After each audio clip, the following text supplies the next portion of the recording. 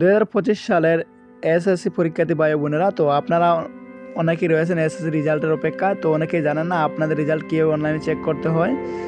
তো আজকে আমি খুব সহজ প্রসেসে দেখিয়ে দিব আপনাদের রেজাল্টটা অনলাইনে কীভাবে দেখবেন। সবার আগে আপনার এবং আপনার বন্ধু বান্ধবের যে কারো রেজাল্ট আপনি খুব সহজে 1 মিনিটের মধ্যে আপনি দেখে দিতে পারবেন আপনার হাতের মোবাইল দিয়ে। তো এটা কীভাবে চেক করতে হয় সেটাই দেখিয়ে দিব আজকের এই ভিডিওতে। তো তার জন্য আমি চলে যাচ্ছি আমার ফোনে যে ক্রোম ব্রাউজার অ্যাপসটা রয়েছে সেই অ্যাপসের মধ্যে। তো এই অ্যাপসটা পর থেকে ফোনে রয়েছে। তো এই অ্যাপসের মাধ্যমে আপনি খুব সহজে সিম্পল ওয়েতে দেখে নিতে পারেন আপনার রেজাল্ট সবার আগে। তো আমি এই অ্যাপসটা ওপেন করে নিচ্ছি।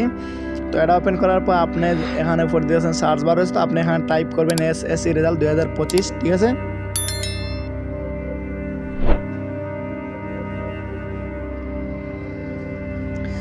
তো এসএসসি রেজাল্ট 2025 লেখার পর এইরকম ইন্টারফেস চলে আসে আপনার সামনে। তো আপনি এখানে দেখতে পাচ্ছেন যে প্রথমে একটা ওয়েবসাইট চলে আসে। আপনি কী করবেন, এই ওয়েবসাইটের উপরে একটা ক্লিক করে দিবেন। এই যে ওয়েবসাইটটা দেখছেন এটা হচ্ছে শিক্ষা বোর্ডের ওয়েবসাইট। আপনারা এই ওয়েবসাইটের মাধ্যমে আপনার রেজাল্টটা খুব সহজে দেখে নিতে পারবেন। তো আমি এই ওয়েবসাইটের উপরে একটা ক্লিক করছি। তো তারপরে আপনার সামনে এরকম এটা ইন্টারফেস চলে আসবে। তো এটা আমি একটু জুম করে দেখাচ্ছি। তো এখানে আপনারা দেখতে পাচ্ছেন, তো আপনার প্রথমে রয়েছে পরীক্ষার নামটা দিয়ে দিবেন, ঠিক আছে। তো এখানে দেখতে পাচ্ছেন রয়েছে পরীক্ষার নাম দিবেন, তারপরে আপনার সাল দিবেন, তারপরে আপনার বোর্ড দিবেন। তো এগুলো আমি দিয়ে দিচ্ছি, আপনার দেখিয়ে দিচ্ছি একে একে। প্রথমে আমার পরীক্ষার সালটা দিয়ে আমি পরীক্ষার নামটা দিয়ে দিচ্ছি। আমি যাতে এসএসসি দিয়েছি। তো যারা স্কুলে বোর্ডে দিয়েছেন তারা কী করবেন, এটা এখানে এসএসসি ভোকেশনাল এটা সিলেক্ট করবেন। আর যারা মাদ্রাসা থেকে পরীক্ষা দিয়েছেন তারা এসএসসি দাখিল এটা সিলেক্ট করে দেবেন, ঠিক আছে। তো আমি স্কুলে বোর্ডে থেকে দিয়েছি, যার জন্য আমি এসএসসি ভোকেশনাল এটা সিলেক্ট করে দিলাম। তারপরে ইয়ার, তো আপনি এখানে অবশ্যই ইয়ারের জায়গায় 2025 দিয়ে দেবেন, যেহেতু আপনি 2025 সালে পরীক্ষা দিয়েছেন। তো আমি সালটা দিয়ে দিচ্ছি। তারপরে আপনি এখানে বোর্ডের জায়গায় আপনার যে বোর্ডের আন্ডারে পরীক্ষা দিয়েছেন সেই বোর্ডটা এখান থেকে সিলেক্ট করে দিবেন। তো দেখেন আমার প্রত্যেকটা বোর্ড রয়েছে। তো আমি সিলেক্ট বোর্ডের আন্ডার দিয়েছি, তো আমি সিলেক্ট এটা ক্লিক করে দিচ্ছি। তো তারপরে রোল নম্বর, তো এখানে আপনার যে অ্যাডমিট কার্ডে যে রোল নম্বরটা রয়েছে সেই রোল নম্বরটা দিয়ে দিবেন, ঠিক আছে। তারপরে রেজিস্ট্রেশন নাম্বারটা এখানে দিয়ে দেবেন। তো আমি রেজিস্ট্রেশন নাম্বার দিয়ে দিচ্ছি। তারপরে আপনার এখানে দেখতে পাচ্ছেন দুইটা সংখ্যা রয়েছে। তো দুইটা সংখ্যার যোগফল যত হয় তত এখানে লিখিয়ে দিবেন।